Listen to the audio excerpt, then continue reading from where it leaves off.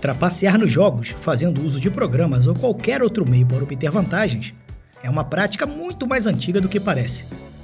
O curioso nessa história é que os primeiros cheat codes foram criados por desenvolvedores de jogos na busca de tornar menos cansativa a etapa de testes. Isso porque é neste momento que os títulos chegam a ser jogados dezenas de vezes ao dia na busca de erros a serem eliminados, de modo a evitar uma versão final prejudicada. E como esses códigos eram destinados ao uso interno, não raro muitos deles estarem relacionados a seus desenvolvedores. Afinal, tais comandos deveriam ser facilmente lembrados. Em Manic Miner, por exemplo, o truque que permitia ao jogador se teleportar para qualquer uma das 20 fases era uma numeração baseada na carteira de motorista de Matthew Smith, desenvolvedor do jogo.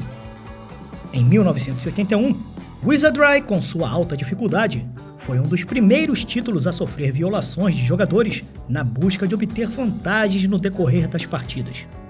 Ao fazerem uso de software de terceiros como WizFix e WizPlus, era possível realizar modificações no status do personagem principal, resgatar outros deixados nas masmorras, manipular tesouros, feitiços e muito mais.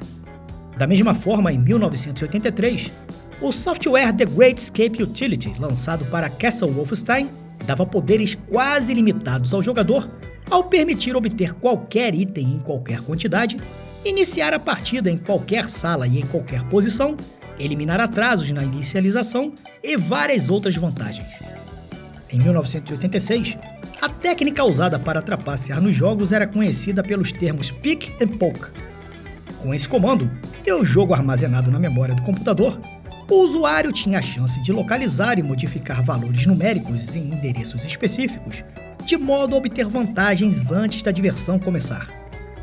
Pick fazia referência ao ato de analisar o endereço específico da memória, enquanto Poke significava alterar os valores armazenados neste endereço. De modo que entendam como o processo funcionava, usarei Space Harrier do Commodore 64 como exemplo.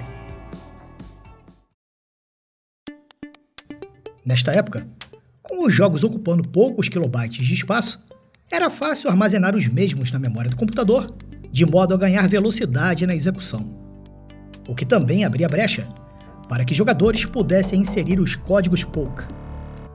Tais códigos podiam ser encontrados em publicações como a ZZap 64, que em suas páginas traziam o passo a passo de como aplicá-los nos jogos, explicando também o efeito obtido.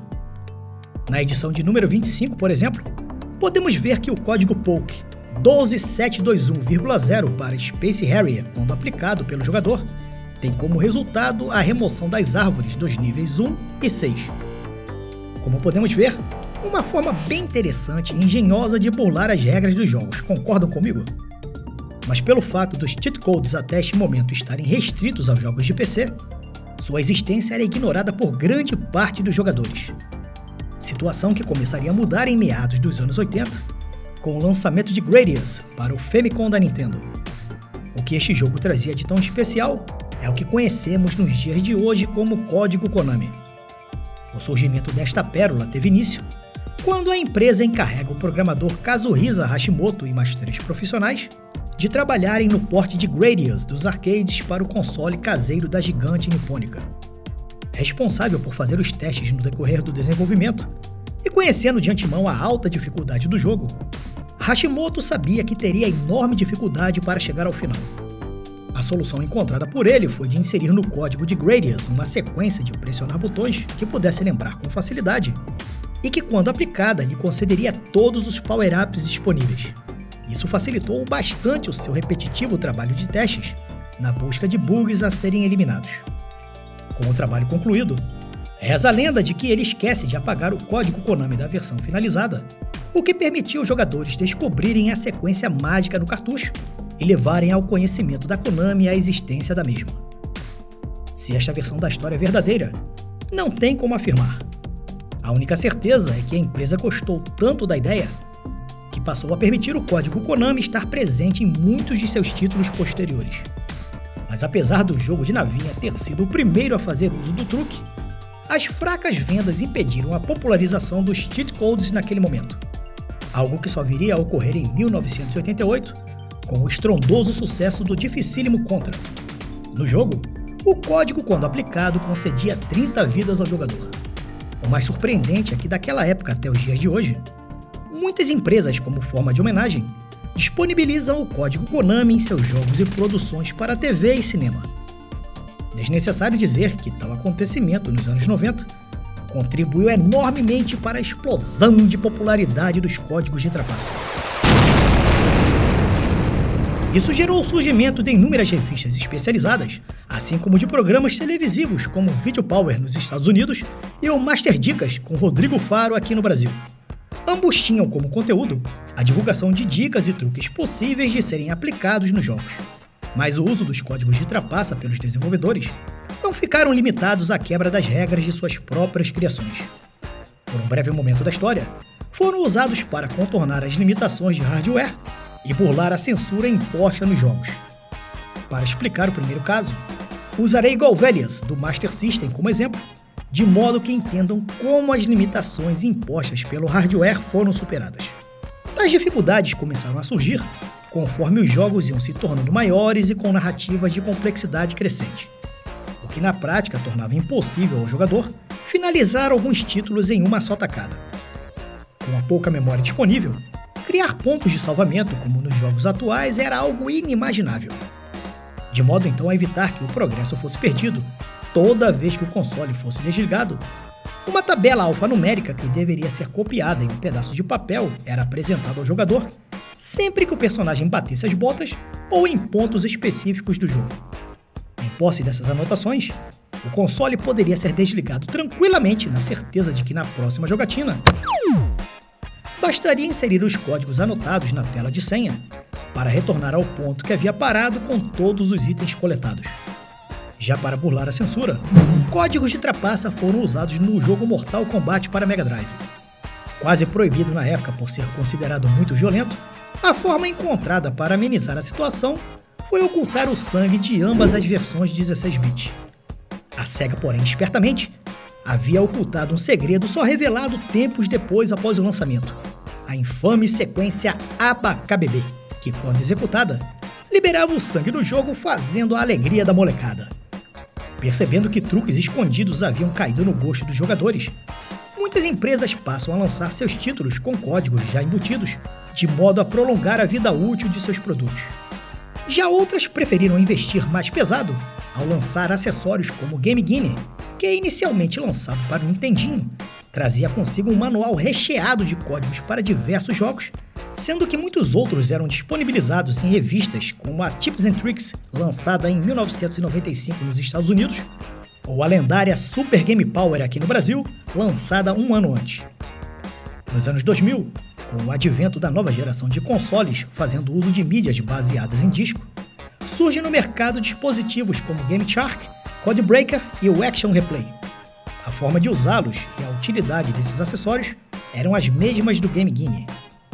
Surgem também novos programas televisivos como o X-Play, Attack of the Show e o Popular Shit, do canal G4 em 2002. Todos produzindo o mesmo tipo de conteúdo dos anos 90, com a diferença de que agora o público era muito maior. E com a internet mais amadurecida se comparada ao final dos anos 80, era possível acessar sites com o mesmo tipo de conteúdo.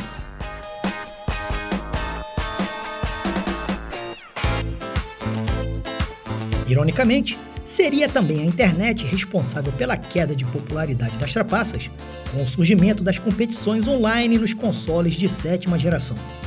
Afinal, ninguém gosta de ser prejudicado em uma partida por jogadores desonestos que estragam a experiência de um grupo inteiro apenas para obter vantagem sobre os demais.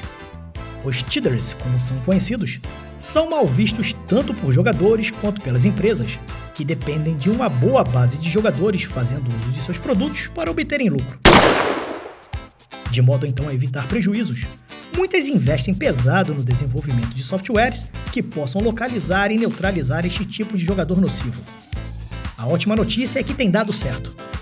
Um ótimo exemplo para mostrar a eficiência desses programas foi o que ocorreu em 2018 no torneio Extreme Land Zoe Asia, onde o jogador indiano Nikhil Forsaken Kumawat foi pego pelo programa anti-trapaça da Valve, fazendo uso do aimbot, o que é proibido em torneios. Isso porque, em determinados jogos, ao atuar diretamente na precisão, permite ao jogador trambiqueiro obter headshots com muito mais facilidade, mesmo estando em movimento. Sua atitude desonesta custou o desligamento da equipe do torneio, que oferecia uma premiação no valor de $100 mil. Mas não pensem vocês que apenas o uso de software ou a aplicação de uma sequência de comandos para obter vantagens sejam enquadrados como trapaça, pois o termo é muito mais abrangente do que se imagina. Explorar falhas de programação, como estamos vendo agora, onde o inimigo, ao ser atraído para um ponto específico do cenário, pode ser eliminado com um só golpe, não deixa de ser uma forma de trapaça.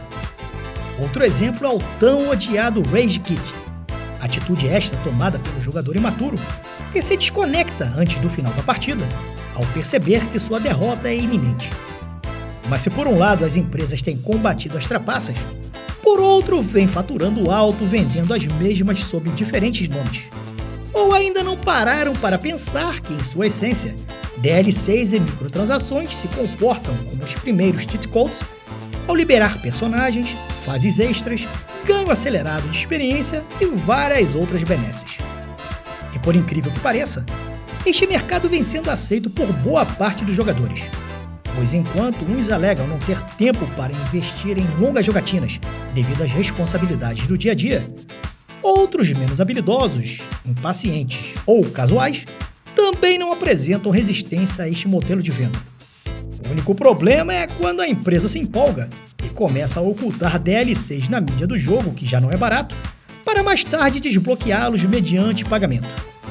Da minha parte, confesso a vocês, sou um grande admirador e praticante de trapaças, desde que aplicadas no modo offline para não prejudicar outros jogadores.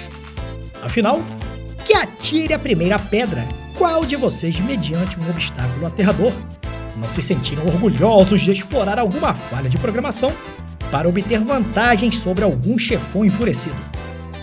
Vou ficando por aqui, que Papai do Céu abençoe a todos, e fui!